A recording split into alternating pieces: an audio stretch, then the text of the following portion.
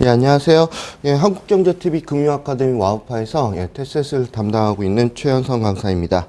예, 오늘은요, 그 조정조 선생님 거죠. 예, 완벽대 이론서, 테셋 완벽대 이론서로 테셋 정규 이론 강의를 촬영할 건데요. 정규 이론 강의 같은 경우는 과거에 이미 한 차례 이제 촬영한 적이 있습니다. 그리고 이제 좀 시간이 좀 많이 흘렀고요. 그래서 이제 강의도 이제 새롭게 이제 업데이트 할 필요도 있고 해서 다시금 촬영하는 거고요. 예, 먼저 첫 번째 시간에는요, 테셋에 대한 거 간략하게 좀 얘기 좀 했으면 좋겠습니다. 예, 먼저 테셋과 관련돼서 이런 프린트물 같은 경우 뭐 점수대가 어느 정도 나오고 이런 것들은요, 예, 제가 네이버 카페 운영하고 있는데 거기 오시면은 공지사항에 자료를 항상 띄워 놓거든요. 그래서 네이버 카페입니다. 예, 제 이름 따서 최현성 테셋 교실입니다. 뭐 네이버 가서 테셋만 검색하셔도 사이트에 바로 이제 나오니까 들어오셔가지고 자료 같은 건 보시면 돼요. 그래서 저는 지금 자료는 이건 첨부를 안 할 거예요. 왜냐하면 우리 프린트물 같은 게 올려드릴 게 많거든요. 그래서 이 내용은요, 공지사항 있으니까 주소도 하나 적어드릴게요. 카페.네이버.com 테셋을 공부하는 사람 테세터 ER 붙여서 제가 만든 용어예요. 그래서 여기 오시면은 그 자료는 좀 볼 수가 있고요. 예, 저 같은 경우는 한국경제신문 이제 테셋 강사 양성 과정 이제 수료하고 지금 여기 현재 한국경제TV 금융아카데미 와우파에서 강의하고 있고요. 그리고 오프라인 같은 경우는 이제 대치동 이제 학원에서도 강의를 하고 있습니다. 그리고 이제 고등학생들이 요즘에 수요가 굉장히 많잖아요. 그래서 5,000명 시험 보면 1,200명 정도는 고등학생 수요거든요. 테셋에서. 예, 그래서 이제 방과후 수업도 좀 하고 뭐 대학 특강도 나가고 뭐 그러고 있습니다. 예, 그러고 물어보는 게 뭐가 있냐면요. 예, 고등학생들이 특히 많이 물어보는데, 예, 강사님은 테셋 성적이 어떻게 되세요? 이렇게 물어보세요. 예, 물어보면은, 좀 부끄럽죠. 점수 얘기하는 것들은. 예, 점수 얘기하면 부끄러운데, 예, 테셋 같은 경우는, 예, S등급 당연히 있죠.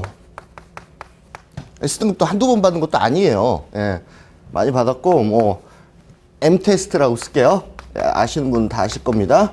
M테스트는 최우수 등급이 있습니다. 테셋 같은 경우는 최고 성적?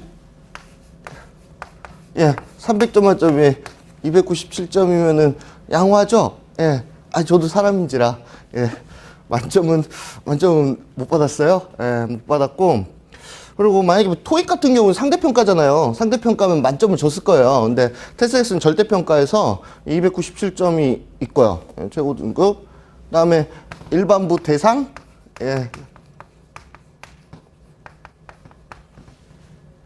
예, 있습니다. 그리고 이 최우수 등급도 있고요. 예, 여기서 이제 종종 전화가 옵니다. 이렇게 상 타실 거냐고. 상은 안 받고 있습니다. 예, 상은 안 받고 있고, 예, 최우수 등급 있고요.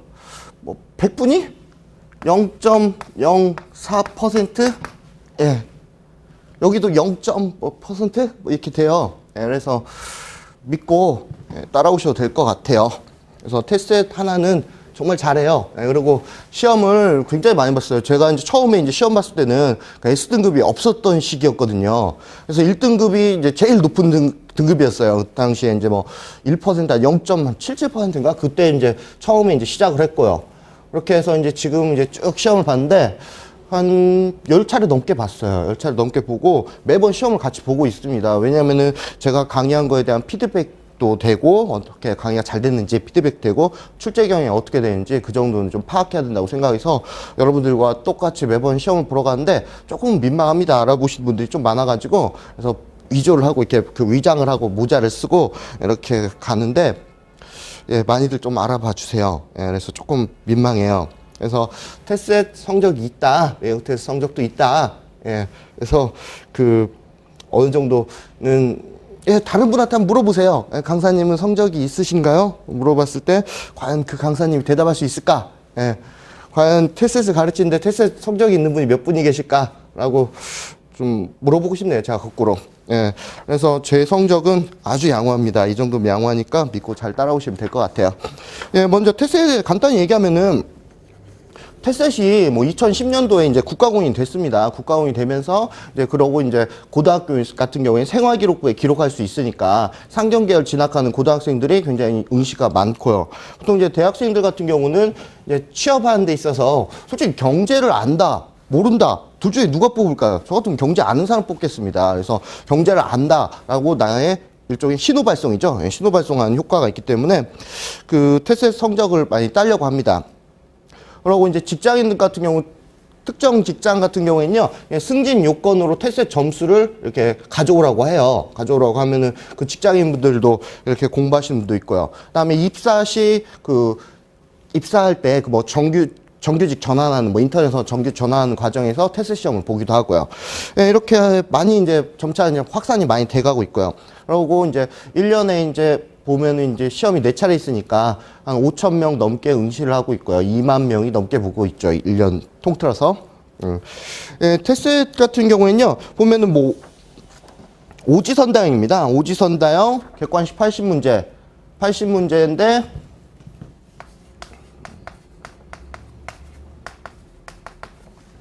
경제이론 30문항이죠. 다음에 경제시사 30문항. 다음에 상황판단 20문항 이렇게 됩니다. 이 30문항 중에 3점하고 4점이 있는데 3점, 3점, 4점 20문항. 얘는 10문항. 경제시사 같은 경우도 3점짜리 20문항, 4점짜리 10문항.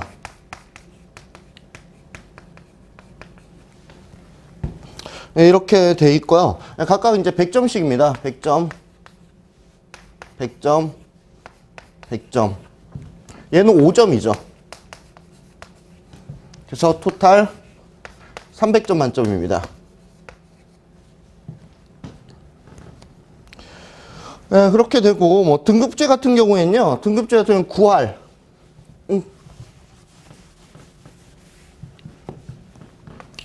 90% 이상 S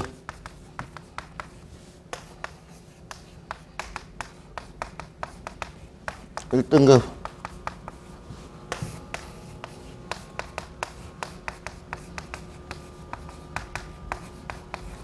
이렇게 됩니다. 90% 이상 S등급 270점 이상이죠. 240점 이상 1등급, 210점 이상 2등급입니다. 그 밑으로는 뭐냐고요? 못 쓰는 겁니다. 못 쓰는 거야. 그 밑으로는.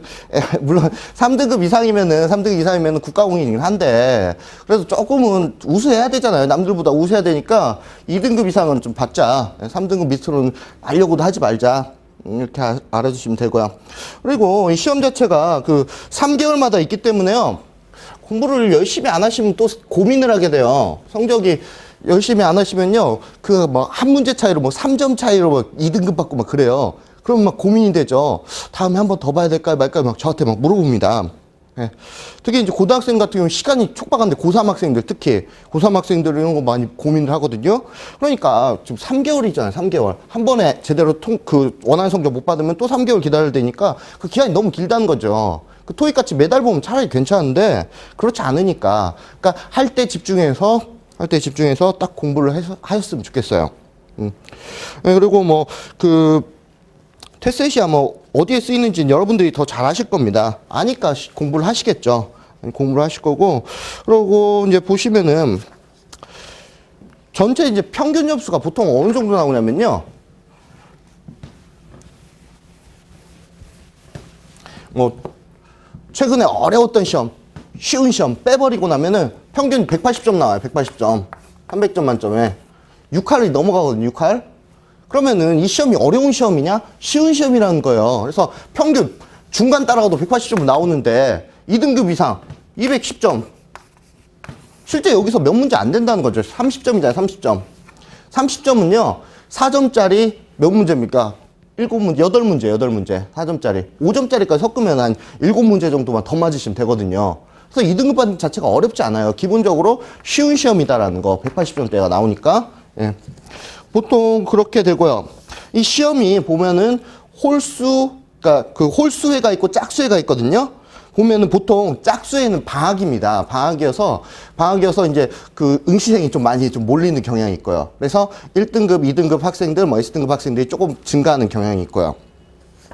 그리고 그 S등급이 얼마나 나오나 이렇게 했을 때 S등급은 대략 어느 정도 나오냐면요. 한 0.7에서 0.7% 정도 나오는 것 같아요. 0.6, 0.7, 0.5 뭐 이 정도 수준 나와요. 1% 안쪽으로 나와요. 시험이 쉬우면 1% 넘어갈 수도 있는데 거의 그럴 확률은 거의 낮아요. 그리고 그 1등급 같은 경우에는 대략 한 6에서 7% 정도 정도 나옵니다. 나온다는 거. 그다음에 이쪽 가시면은 여기서 한 20% 정도 나온다고 생각하시면 돼요. 그래서 대략적으로 그러니까 많이 받아가시면은 한 30%까지 2등급 이상 받아가세요. 30% 상위 누적으로 했을 때 30%까지 받아간다. 예, 그렇게 하고 이 보면은 전공자하고 비전공자 대학생들이 그렇게 얘기를 많이 하는데 나는 비전공자예요. 근데 고등학생들은 그런 게 없어요. 그냥 문과 이과만 있어요. 근데 고등학생들이 은근히 성적을 굉장히 잘 받아갑니다. 잘 받아가는 게 이게 단기간에 집중을 해요. 그 학생들은 맨날 공부를 하니까 단기간에 집중을 하고. 근데 전공자는 전공자대로 내가 안다고 생각하고 좀 게으르게 하면은 점수가 잘 안 나오고. 비전공자분들은 나는 전공자 아니라고 어렵다고 생각하고 어렵게 느끼고 매번 그 열심히 안 하시고 이러면 성적이 잘 안 나옵니다. 근데 고등학생들이 상대적으로 더 열심히 해요. 그들은 왜 분명한 목표가 있거든요. 대학 진학이라는 우수한 대학 진학이라는 목표가 있고 그리고 이 테스트를 공부하는 고등학생 친구들 보면 대체로 학교에서 좀 상위권 학생들이 좀 많이 있습니다. 그리고 특목고 학생들도 굉장히 많이 있고요. 그래서 상대적으로 성적이 많이 우수하기도 하고 어쩔 때 보면요. 그 대학생 전공자 있죠. 전공자 평균보다 더 높게 나올 때도 있어요. 과거에 그런 적도 있고요. 그런데 이제 전공자분들은 내가 경제학 원론 물론 들었는데 너무 옛날에 들었고 아시잖아요. 1학년 때 들었잖아요. 1학년 때 들었고 그렇게 하고 내가 정확하게 알고 있지 않다는 거죠. 이 기회에 이제 테스트에서 공부하면서 한 번 더 경제학 원론을 다시 한 번 더 공부한다 생각하시면 되고요. 그 비전공자분들은 무조건 어렵다고 생각하지 마세요. 경제는 우리 일상과 관련된 문제들이거든요. 일상과 관련된 선택과 관련된 문제, 내가 소비하고 기업은 생산하고 이런 거와 관련된 문제니까 어렵게 생각하지 마시고 우리 주변에 있고 그리고 신문에서 다룬 내용들이고 이런 거니까 너무 어렵게 생각하지 말고 접근하셨으면 좋겠습니다. 그리고 고등학생들은 알아서들 잘합니다. 분명한 목적이 있기 때문에 분명히 열심히 한 학생들 굉장히 잘 따라오고요. 그리고 시험 같은 경우에는요, 그 2, 5, 8, 11월이 있습니다. 11월에 있다는 거 보통 성적은 뭐 시험 성적은 한 열흘 뒤에 나오고요. 보면은 그 시험지를 하나 가지고 나왔는데 그냥 보면은 옆에 붙어 있어요. 옆에 붙어 있어서 일일이 하나씩 뜯어야 됩니다. 뜯어야 되는데 앞에 이제 앞부분에 이제 경제 이론부터 시작해요. 경제 이론 3점, 4점 막 섞여 있거든요. 경제 이론 30문항 시작되고 다음에 그 경제 시사 30문제 또 시작되고 31번부터 60번까지 경제 시사, 다음에 경영 내용이 담겨 있고요. 다음에 61번부터 80번까지는 상황 판단이 담겨 있거든요. 그래서 이게 순서대로 나오니까 시간 배분하는 건 굉장히 쉽습니다. 시간 배분은 어떻게 하시면 되냐면은 60문항 있잖아요. 처음부터 10시에 시작을 해요. 10시에 시작하면은 60분에 푸시면 돼요. 60분에 푸시면 되고 상황 판단 경우에는 30분. 왜 문제가 길고 배점이 5점이니까 30분에 푸시면 되고요. 그러면 내가 10시에 딱 시작하니까 어느 정도 문제 풀고 있다는 거를 알 수 있어요. 그리고 시험이 쉬워서 비교적 쉬운 편이어서 예전에는 뭐 못 푸는 사람들이 많았거든요. 근데 요새는 공부 조금만 하면요. 시간이 남습니다. 걱정 안 하셔도 되고요. 그래서 60분까지 푼다고 생각하자. 60번 푼다. 그다음에 20문항 30분에 푼다. 나머지 10분은 마킹하고 뭐 찍을 거 찍고 뭐 이렇게 하다 보면 끝납니다. 이렇게 시간 배분하시면 되고요. 그렇게 하면 되고 그리고 뭐 입실이 9시 반까지 입실인데, 물론 9시 반까지 입실하면 좋죠. 근데 조금 늦는다고 또 안 가지 마시고, 뭐 9시 50분에 입실해도 시험 보더라고요. 그래서 10시 시작하니까 눈치껏 좀 시험 보러 가세요. 예, 그리고 11시 40분에 끝나죠. 시험이 100분이니까. 100분이면 딱 집중하기 좋은 시간이거든요. 토론도 100분만 하잖아요. 100분 토론. 그렇기 때문에 100분 동안 확 집중을 하세요. 그러면 좋은 성적 받을 수 있을 겁니다. 그리고 고등학생 같은 경우에는 동아리 대항전 있죠. 대학생도 마찬가지로 동아리 대항전 참가해서 이런 걸로 또 상을 타게 되면은, 예, 또 좋은 좀 적을 게 되죠. 예.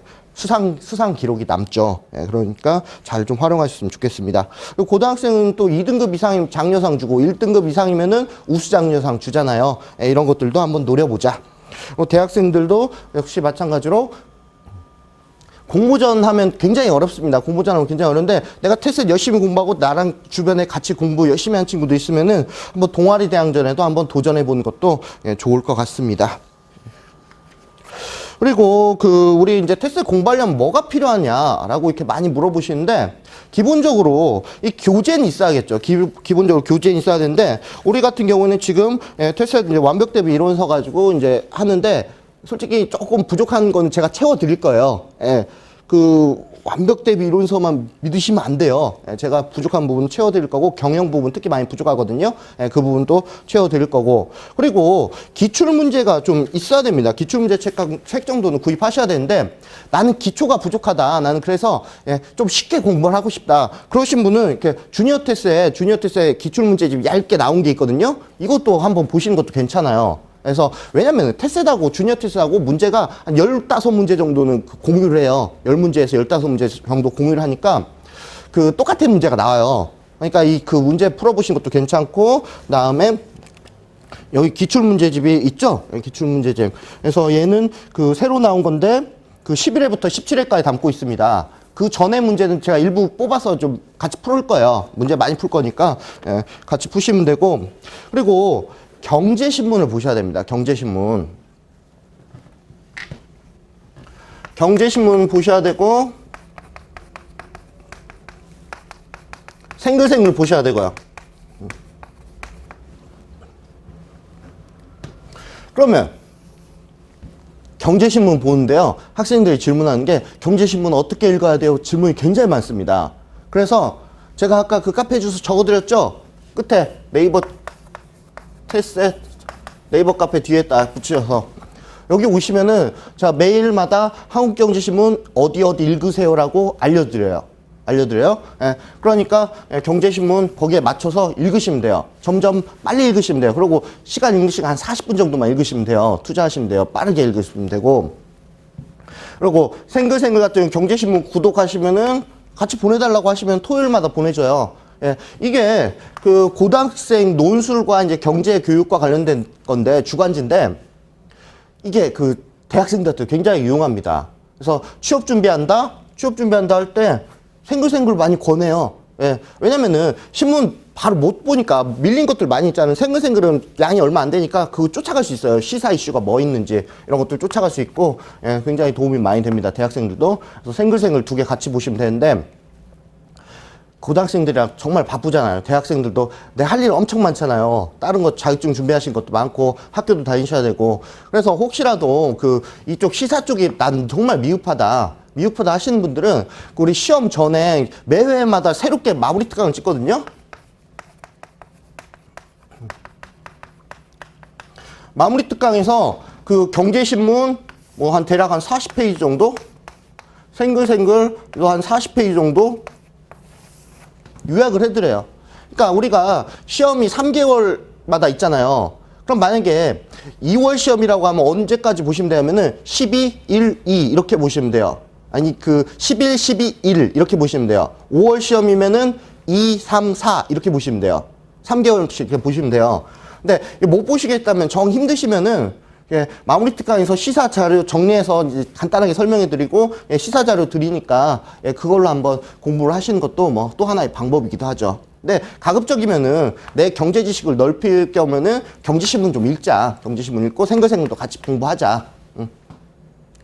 이렇게 준비를 하시면 됩니다. 준비할 게 생각보다 많아요. 적지는 않습니다. 그리고 특히 시사 영역이 따로 중간에 빠져 있잖아요. 그 부분이 점수가 굉장히 안 나옵니다. 시사를 준비를 안 하시면은. 근데 그 마무리 특강에서 어느 정도 그 적중 굉장히 잘 돼요. 적중 잘 되고, 그리고 제가 시험 한두 번 본 것도 아니고 뭐가 나올지는 대략적으로 다 예측을 합니다. 예상을 하고 적중을 하니까 거기에 맞춰서 잘 따라오셨으면 좋겠습니다.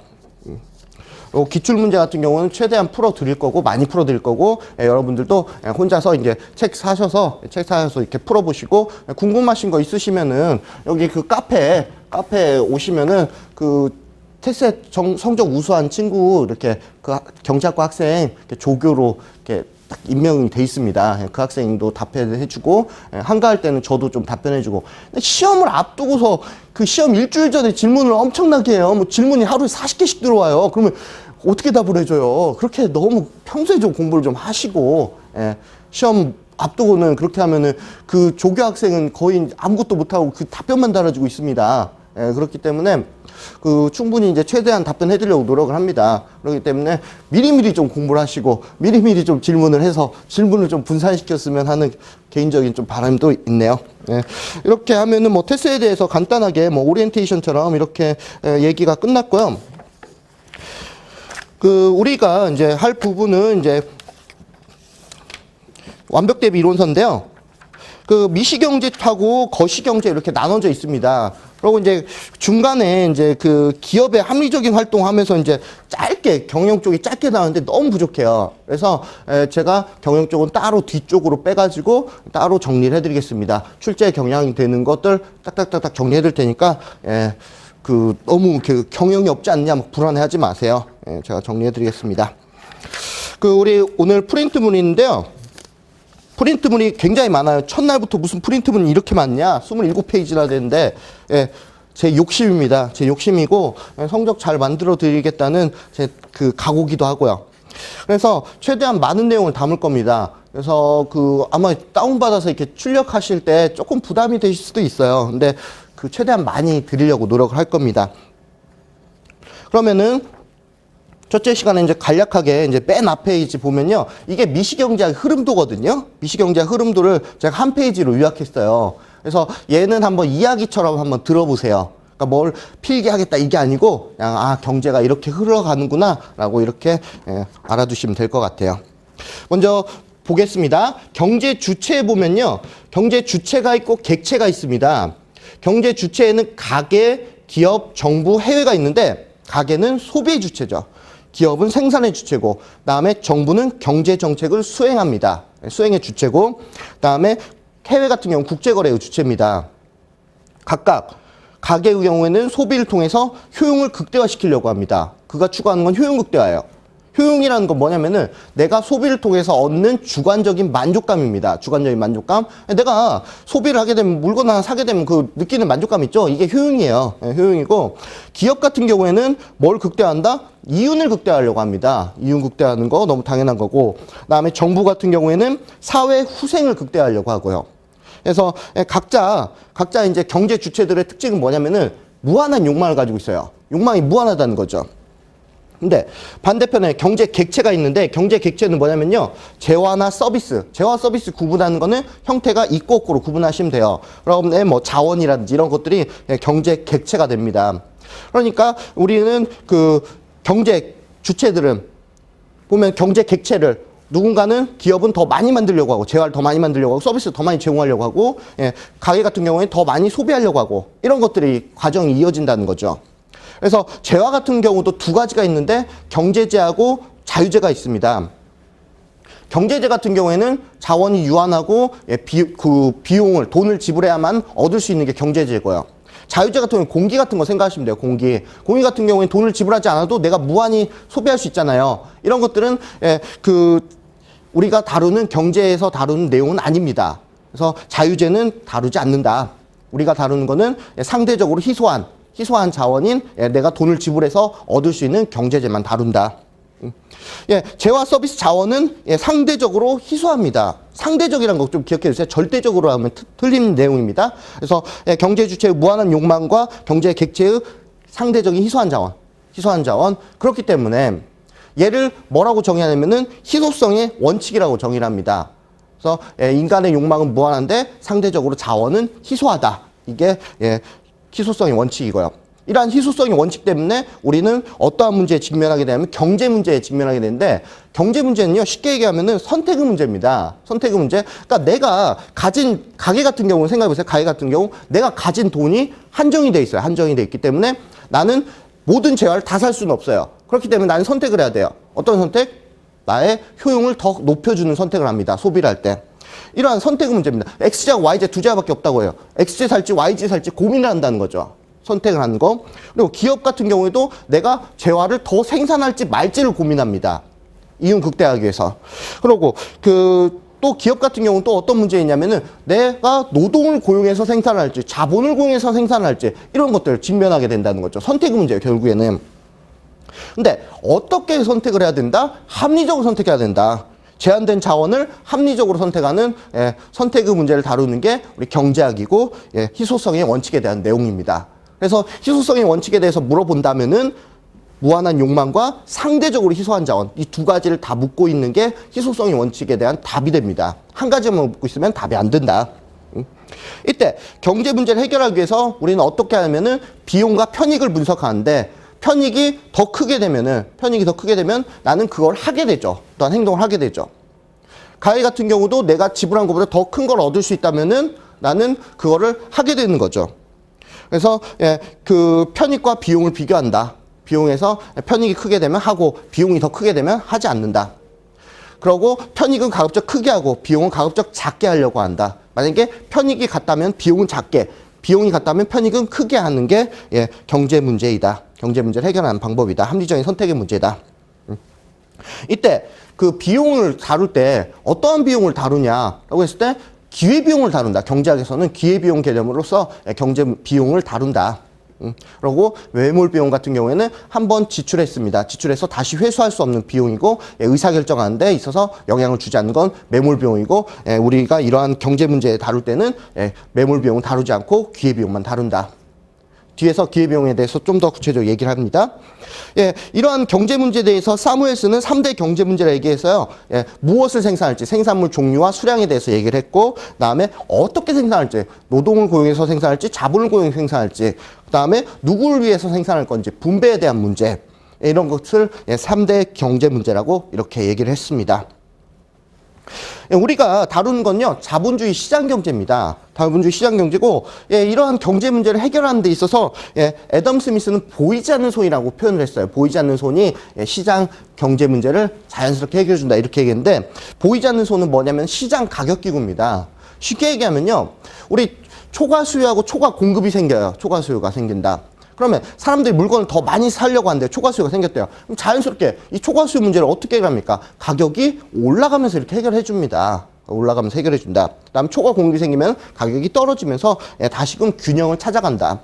이거를 애덤 스미스는 그 보이지 않는 손이라고 표현했고, 보이지 않는 손은 시장 가격 기구를 의미한다. 결국에는 그 경제 문제, 시장 경제에 있어서 경제 문제를 뭐가 해결한다? 가격이 해결한다. 이렇게 생각하시면 됩니다. 다음에 경제 문제 해결하는 데 있어서 옆에 보시면은 자본주의하고 사회주의 두 가지가 있는데, 우리는 사회주의 계획 경제는 거의 다루지 않는다. 그리고 자본주의하고 사회주의를 구분하는 가장 본질적인 요소는 사회주상권이 존재하느냐 존재하지 않느냐입니다. 그래서 사회주상권이 존재하는 자본주의 경우에는 사회주상권이 뭡니까? 내 거예요. 내 거가 존재하기 때문에 나는 더 열심히 일할 수 있는 인센티브가 생긴다는 거죠. 인센티브가 생기고, 이렇게 되기 때문에 나는 내가 더 잘할 수 있는 거를 분업하고 나누어서 일하고, 그거를 좀 더 특화시켜서 서로 간에 교환을 하게 되면 교환에 따른 이익을 얻을 수 있다. 라고 이렇게 얘기를 할 수 있겠죠. 그때 교환할 때 뭐 우리 절대우위, 비교우위 이런 개념을 뒤쪽에서 또 배우게 됩니다. 이렇게 이제 시장의 경제 문제가 잘 해결이 되고 시장이 효율적으로 잘 돌아가게 되면 파레토 최적 혹은 일반 균형, 왈라스 균형이라고 이렇게 얘기를 합니다. 근데 시장의 경제 문제가 제대로 작동을 안 하고 있어요. 자원 배분이 효율적으로 안 되고 있어요. 이런 것들을 뭐라고 하냐면 시장 실패라고 하는데, 시장 실패 원인 있죠? 이거는 나중에 뒤에서 하나씩 배우게 됩니다. 하나씩 배우게 되는데, 이거는 시험 문제에 많이 나온다. 거의 한 문제씩 꼭 나온다고 생각하시면 됩니다. 그래서 시장 실패 같은 경우는 뭐냐면 효율적으로 작동을 안 하고 있어요. 효율적으로 작동 안 하기 때문에 특징이 뭐냐면은 시장에서 완전 경쟁이라는 가장 효율적인 시장과 비교했을 때 뭐 가격은 높고 과소 생산되거나 뭐 이런 것들이 있겠죠. 불안정 경쟁이라든지 뭐 비용 체감 산업 이런 것들은 가격은 높고 생산량은 적다. 이런 것들. 혹은 외부성, 사회적으로 바람직한 수보다 과다 소비되거나 과다 생산되거나 뭐 이런 과소 생산되거나 과소 소비되거나 뭐 이런 것들, 사회적인 바람직한 수보다 그렇지 않게 된다는 것들.